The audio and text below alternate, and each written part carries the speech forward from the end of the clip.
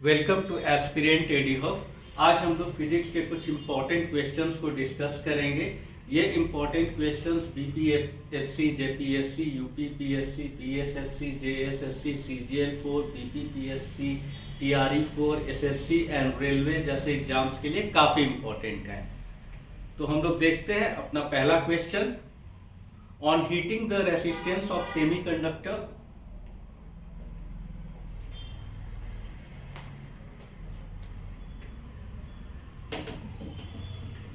तो जब हम लोग सेमीकंडक्टर को हीट करते हैं तो उसका रेसिस्टेंस जो होता है वो डिक्रीज करता है। जब हम लोग कंडक्टर को हीट करते हैं तो उसका रेसिस्टेंस बढ़ता है। लेकिन सेमीकंडक्टर के केस में रेसिस्टेंस जो है टेम्परेचर के साथ डिक्रीज करता है। तो हम लोग नोट डाउन करेंगे कि in case of conductor temperature is directly proportional to resistance, while in case of semiconductor temperature is inversely proportional to resistance।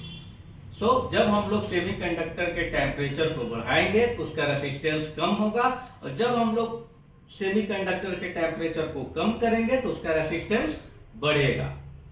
चलिए नेक्स्ट क्वेश्चन हम लोग देखते हैं। Light year is unit of, यह आपका बीपीएससी में पूछा गया था यह क्वेश्चन।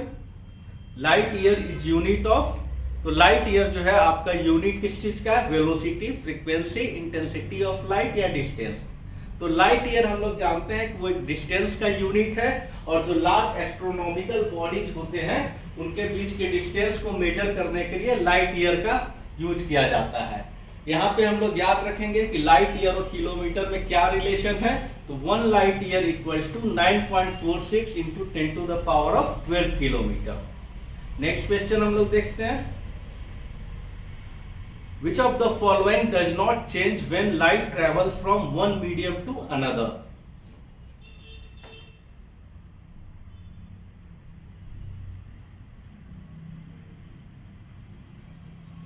तो इसका करेक्ट आंसर हो जाएगा आपका ऑप्शन ए, फ्रीक्वेंसी।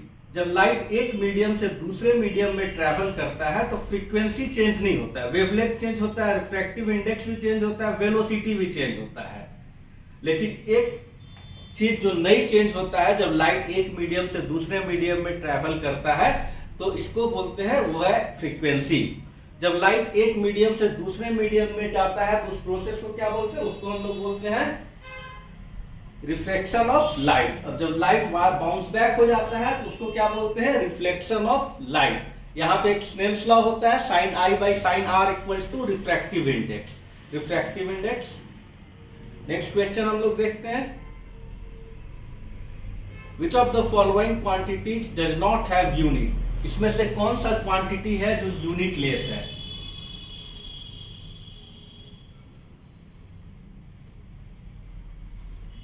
तो इसका करेक्ट आंसर होगा वो ऑप्शन सी हो जाएगा, स्ट्रेन। स्ट्रेन यूनिटलेस है क्योंकि स्ट्रेन को हम लोग क्या करते हैं? Original change in length by original length, या change in area by original area, या change in volume by original volume. इस टाइप से स्ट्रेन होता है। तो स्ट्रेन में कोई यूनिट नहीं होता है, स्ट्रेस में यूनिट होता है, प्रेशर का भी यूनिट होता है, एक्सेलरेशन का भी यूनिट होता है, मीटर पर सेकेंड स्क्वायर। प्रेशर का आप लोग जानते हैं पास्कल, स्ट्रेस का newton metre, stress that is force. Next हम लोग देखते हैं। Albert Einstein got Nobel prize for, ये क्वेश्चन बहुत कंफ्यूजिंग है। एल्बर्ट आइंस्टीन को नोबेल प्राइज उनके किस वर्क के लिए मिला था? एल्बर्ट आइंस्टीन ने बहुत सारी डिस्कवरीज की थी, लेकिन इसका जो करेक्ट आंसर होगा वो होगा option A, photoelectric effect. Albert Einstein को 1921 में नोबेल प्राइज मिला था, और यह नोबेल प्राइज उनके फोटो इलेक्ट्रिक इफेक्ट थ्योरी के लिए मिला था। नेक्स्ट क्वेश्चन हम लोग देखते हैं। Unit of torque is, torque का यूनिट क्या होता है?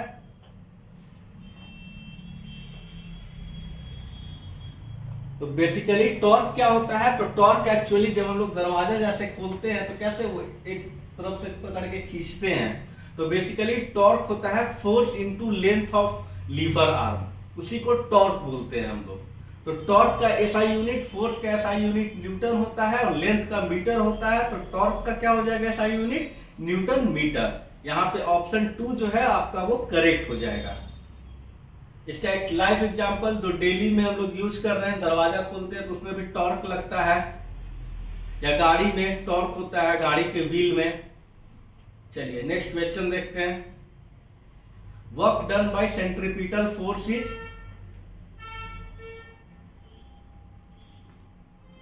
ये सब काफी इंपॉर्टेंट क्वेश्चंस हैं।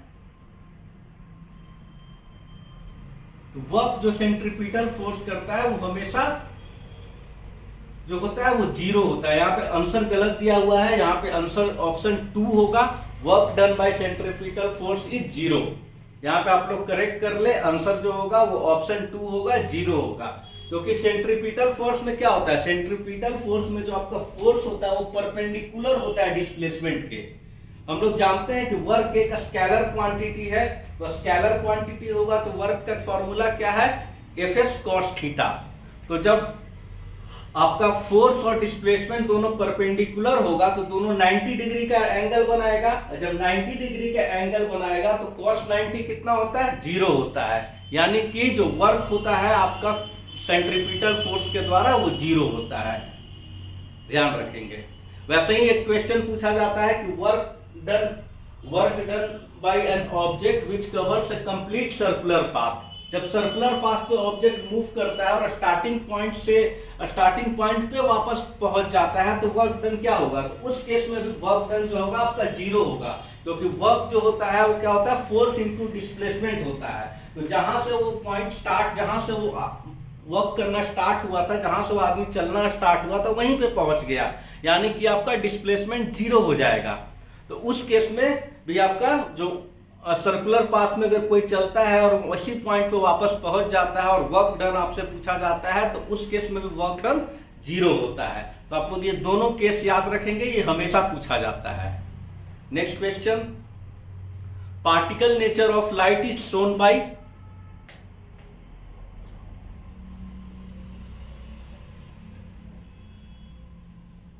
लाइट जो है वो ड्यूअल नेचर होता है, एक होता है पार्टिकल नेचर और दूसरा होता है लाइट का वेव नेचर।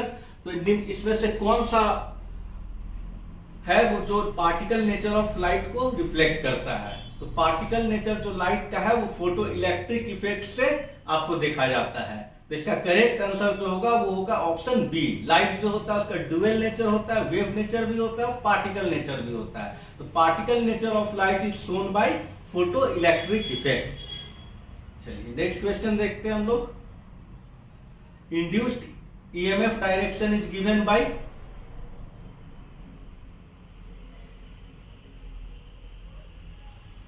इंड्यूस्ड ईएमएफ क्या करता है, इंड्यूस्ड ईएमएफ जो फ्लक्स में चेंज होता है उसको अपोज करता है। तो इंड्यूस्ड ईएमएफ का डायरेक्शन किस लॉ के द्वारा निकाला जाता है, तो वो लॉ है लेंज लॉ।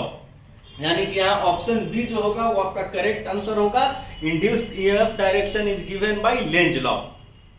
और इंड्यूस्ड ईएमएफ जो होता है वो फ्लक्स में जो चेंज होता है बी इंटू ए, मैग्नेटिक फील्ड इंटू एरिया वाला में जो चेंज होता है उसको अपोज करता है। चलिए नेक्स्ट हम लोग देखते हैं। A car moving around circular track tends to skid outward its speed increases. Which law explain this?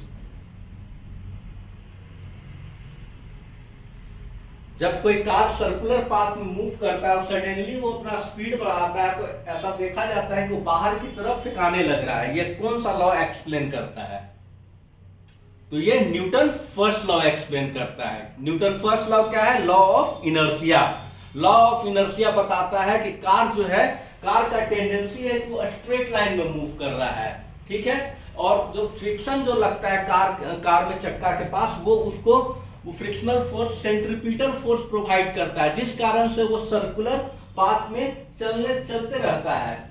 अगर इसी बीच में सडनली जब हम लोग आपका स्पीड बढ़ा देते हैं तो क्या होता है कि लॉ ऑफ इनर्शिया के अकॉर्डिंग जो होता है हमारा, वो आउटवर्ड आपका स्किड करता है। चलिए नेक्स्ट क्वेश्चन देखते हैं हम लोग। ये सब एप्लीकेशन ऑफ लॉज पे क्वेश्चंस हैं जो कि पूछा जाता है हमेशा। नेक्स्ट क्वेश्चन देखते हैं। Steam burns are more severe than boiling water burns at same temperature because, जब स्टीम से आपका कोई पार्ट शरीर का जलता है या कोई चीज जलता है, वो ज्यादा सीवियर होता है बॉइलिंग वाटर के बर्न के कंपैरिजन में। ऐसा क्यों होता है?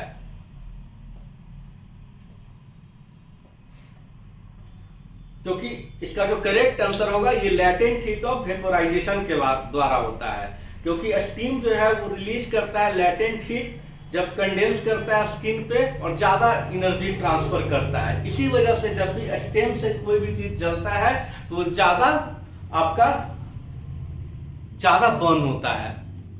चलिए नेक्स्ट क्वेश्चन देखते हैं हम लोग। Pressure cooker कुक्स food faster because?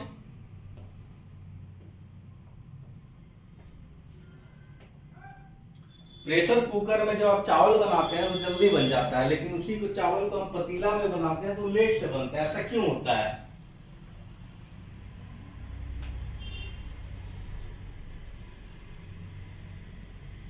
क्योंकि प्रेशर, ये जो इसका रीजन जो है, मेन रीजन अगर लॉ ऑफ से पूछा जाए तो पास्कल लॉ के कारण होता है। क्यों होता है? क्योंकि जब टेम्परेचर इंक्रीज होता है तो प्रेशर भी आपका इंक्रीज हो जाता है। जैसे प्रेशर कुकर पेपर में क्या होता है, आप लोग टेम्परेचर दे रहे हैं, टेम्परेचर जैसे जैसे इंक्रीज होगा प्रेशर भी इंक्रीज होगा और वो इवेनली डिस्ट्रीब्यूट हो जाता है, इसलिए जो आपका राइस है वो इजीली बॉइल्ड हो जाता है। तो प्रेशर कुकर जो cook food faster because higher temperature due to increased pressure. तो याद रखेंगे, इसका जो रीजन है वो पास्कल लॉ के कारण है। जैसे जैसे हम लोग आपका टेम्परेचर को बढ़ाते हैं तो प्रेशर भी बढ़ता है। आप लोग आइडियल्स लॉ भी पढ़े होंगे, पीवी इक्वल्स टू एनआरटी, यानी pressure is directly proportional to temperature. चलिए नेक्स्ट हम लोग देखते हैं।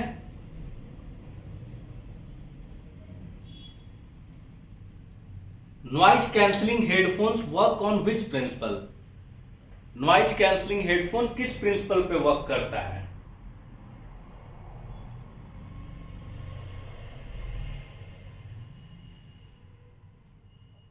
तो इसका जो करेक्ट आंसर होगा वो करेक्ट आंसर होगा डिस्ट्रक्टिव इंटरफेरेंस के कारण।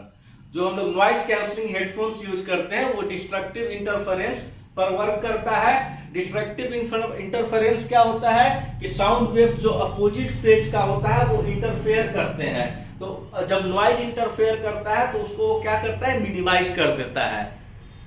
तो नॉइज कैंसलिंग हेडफोन जो है आपके वो डिस्ट्रक्टिव इंटरफेरेंस पे वर्क करते हैं। और डिस्ट्रक्टिव इंटरफेरेंस कैसे वेव्स को बोलते हैं? ऐसा वेव जिसका फेज अपोजिट हो, दोनों का फेज अपोजिट होना चाहिए। नेक्स्ट हम लोग देखते हैं, a wire heats up when current flow through it, which law explain heating? जब करंट फ्लो करता है तो तार गर्म हो जाता है, ये कौन लॉ बताता है आपका? ये इसका जो करेक्ट आंसर हो जाएगा वो हो जाएगा option B, Joule's law. Joule's law आपका बताता है कि जब वायर हीट होता है तो करंट, जब करंट फ्लो करता है वायर के थ्रू तो वो हीट अप हो जाता है। Joule's law basically heat produced by wire या हीट प्रोड्यूस्ड बाय कंडक्टर बताता है। तो हीट प्रोड्यूस कितना होता है, आई स्क्वायर आर टी, ये फॉर्मूला है हीट प्रोड्यूस का। I square R T, I for current, R for resistance and T duration for which charge flow. Next हम लोग देखते हैं, solar panel generate electricity due to? Solar panel electricity किस principle पे based generate करती है? तो ये इसका आंसर हो जाएगा correct answer option A, photoelectric effect पे। सोलर पैनल वर्क करती है फोटो इलेक्ट्रिक इफेक्ट पे और सोलर एनर्जी को इलेक्ट्रिकल एनर्जी में कन्वर्ट करती है। चलिए हम नेक्स्ट क्वेश्चन देखते हैं, airplane wings lift due to? Airplane wings का जो लिफ्ट होता है वो किस प्रिंसिपल पे बेस्ड है?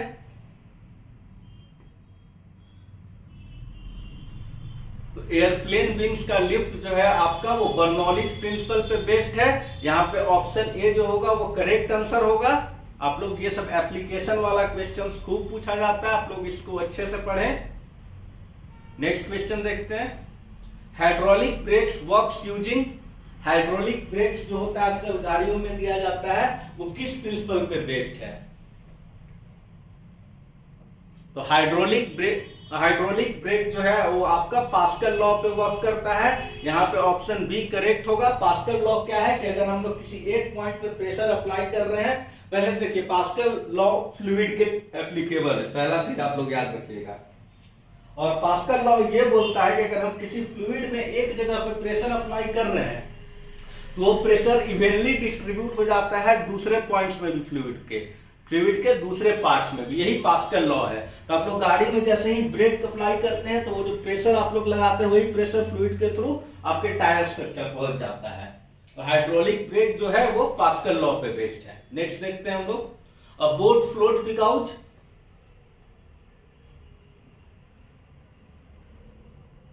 तो ये जो बोट जो है वो फ्लोट करता है किस प्रिंसिपल पे बेस्ड है, तो ये आपका आर्किमेडिस प्रिंसिपल पे बेस्ड है। यहाँ पे ऑप्शन ए जो होगा वो करेक्ट आंसर होगा। आर्किमेडिस प्रिंसिपल क्या बोलता है, उसमें एक अपथ्रस्ट फोर्स होता है। अपथ्रस्ट फोर्स जो होता है वो वेट ऑफ लिक्विड डिस्प्लेस्ड के बराबर होता है। अगर आपका कोई भी ऑब्जेक्ट फ्लो कर रहा है, इसका मतलब है कि अपथ्रस्ट जो होगा, जो ऊपर की तरफ फोर्स जो लग रहा है, जो लिक्विड के द्वारा या फ्लूइड के द्वारा लगाया जा रहा है, ऐसे फोर्स को अपथ्रस्ट फोर्स बोलते हैं। तो अपथ्रस्ट फोर्स जब आपका ज्यादा होगा वेट ऑफ लिक्विड डिस्प्लेस से, तो वो बॉडी फ्लोट करेगी। तो बोट फ्लोट करती है, इसका रीजन है आर्किमेडिस प्रिंसिपल पे ये बेस्ड है। और इसका जो रीजन है कि अपथ्रस्ट जो है वो वेट से बोट के ज्यादा है, इस वजह से वो फ्लोट कर रही है। चलिए, इसी पे आपका बड़ा बड़ा जो शिप्स हैं, कार्गोज हैं, वो लोग फ्लोट करते हैं। सब आर्किमेडिस प्रिंसिपल पे बेस्ड है। फ्लोटिंग का कोई भी क्वेश्चन है, लॉ पूछे रिलेटेड, मतलब आर्किमेडिस प्रिंसिपल पे बेस्ड है। रेफ्रिजरेटर वर्क्स बाय, अब रेफ्रिजरेटर जो वर्क करता है वो किस प्रिंसिपल पे बेस्ड है,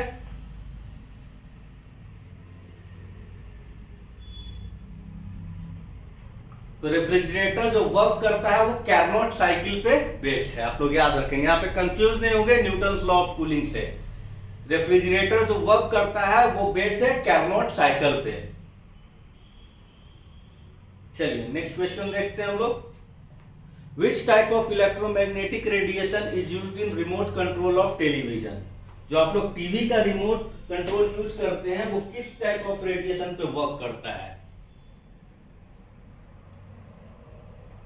तो इसका जो करेक्ट आंसर होगा वो होता है, जो आपका टीवी रिमोट होता है वो इंफ्रारेड रेडिएशन पे वर्क करता है। देखते होंगे आगे एक छोटा सा बॉल टाइप का बना हुआ रहता है, वहां से इंफ्रारेड सिग्नल वो सेंड करता है और रिसीव करता है, उसी से वो वर्क करता है। तो टीवी रिमोट जो है वो आपका इंफ्रारेड रेडिएशन पे वर्क करता है। नेक्स्ट देखते हैं, what was fissionable material used in bomb dropped at Nagasaki Japan in 1945। हम लोग जानते हैं कि सेकेंड वर्ल्ड वॉर के टाइम में यूएसए जापान के दो सिटी नागासाकी एंड हिरोशिमा पे बॉम्ब ड्रॉप किया था। लिटिल बॉय एंड फैटमैन नाम का बॉम्ब था। तो जो नागासाकी पे जो बॉम्ब ड्रॉप किया गया था उसमें कौन सा फिजनेबल मटेरियल यूज किया गया था, यूरेनियम, प्लूटोनियम, थोरियम, सोडियम। तो इसका जो करेक्ट आंसर होगा कि वो जो बॉम्ब थी जो नागासाकी पे ड्रॉप की गई थी उसका नाम फैटमैन था और उसमें प्लूटोनियम यूज किया गया था। तो फिजनेबल मटेरियल कौन था, प्लूटोनियम था। नेक्स्ट क्वेश्चन देखते हैं हम लोग, what happens when some charge is placed on soap bubble. जो सोप का बबल होता है अगर उस पर हम लोग चार्ज रख दें तो क्या होगा, सोप बबल का रेडियस बढ़ जाएगा या घट जाएगा या बबल फूट जाएगा या कुछ भी नहीं होगा। तो हम लोग जैसे ही सोप बबल पे चार्ज रखेंगे उसका रेडियस बढ़ जाएगा। उसका रेडियस इसलिए बढ़ जाएगा कि जैसे ही हम चार्ज को सोप बबल पे रखेंगे वो डिस्ट्रीब्यूट हो जाएगा और डिस्ट्रीब्यूट होने के बाद देखिए कि चारों तरफ सेम चार्ज आ जाएगा। जब सेम चार्ज आ जाएगा तो आप लोग जानते हैं light charges repel each other, light charges एक दूसरे को रिपेल करता है, तो सब चार्ज एक दूसरे से रिपेल करने लगेगा, इस वजह से उसका जो रेडियस है वो बढ़ जाएगा। तो इसका करेक्ट आंसर होगा वो होगा ऑप्शन ए, इट्स रेडियस इंक्रीजेज। नेक्स्ट देखते हैं हम लोग, power of lens is measured in, lens का पावर हम लोग किस यूनिट में मेजर करते हैं, तो इसका करेक्ट आंसर होगा वो होगा option A, dioptre. Power of lens is measured in term of dioptre. तो पावर जो लेंस का होता है वो क्या होता है, that is reciprocal of focal length. और आप लोग यहाँ याद रखेंगे, हमेशा इससे एक न्यूमेरिकल क्वेश्चन पूछा जाता है। और फोकल, जब भी आपको पावर निकालना हो तो पावर तो आप लोग जानते हैं वो क्या होता है, रेसिप्रोकल होता है फोकल लेंथ का, पावर इक्वल्स टू 1/f। लेकिन f जो होता है आपको हमेशा मीटर में लेना है, और वहां पे क्या होता है कि क्वेश्चन में आपको सेंटीमीटर में दे देता है। जैसे मानिए कि एक कोई लेंस का फोकल लेंथ 50 सेंटीमीटर दे दिया, तो 1/50 निकाल के 0.2 निकालेगा तो आंसर इनकरेक्ट हो जाएगा। आपको पहले 50 सेंटीमीटर को मीटर में कन्वर्ट करना है, और उसके बाद फिर आपको फॉर्मूला लगाना है P इक्वल्स टू 1/f। इस चीज को आप नोट डाउन कर लें। तो लेंस का पावर डायोप्ट्री में मेजर किया जाता है। नेक्स्ट क्वेश्चन, ये हमारा लास्ट क्वेश्चन है। Fruit stored in cold chamber exhibit longer storage life because, जो फ्रूट्स वगैरह हम लोग रखते हैं कोल्ड चैम्बर में या रेफ्रिजरेटर में, तो उसका शेल्फ लाइफ बढ़ क्यों जाता है, उसका क्या रीजन है? तो इसका जो करेक्ट आंसर है वो होता है कि रेट ऑफ रिस्पिरेशन डिक्रीज हो जाता है। फ्रूट्स का रिस्पिरेशन जो है उसका रेट डिक्रीज हो जाता है। इस कारण से जब भी हम फ्रूट्स को रेफ्रिजरेटर या कोई भी कोल्ड चैम्बर में रखते हैं तो उसका जो शेल्फ लाइफ होता है वो बढ़ जाता है। ये हमारे कुछ इंपॉर्टेंट क्वेश्चन थे फिजिक्स से रिलेटेड। नेक्स्ट वीडियो में हम लोग कुछ और इंपॉर्टेंट क्वेश्चंस लाएंगे।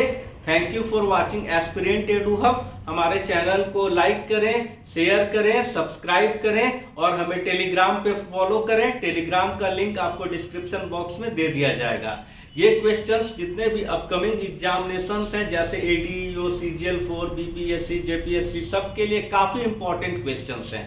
तो आप लोग इसको स्टडी करें। Thank you.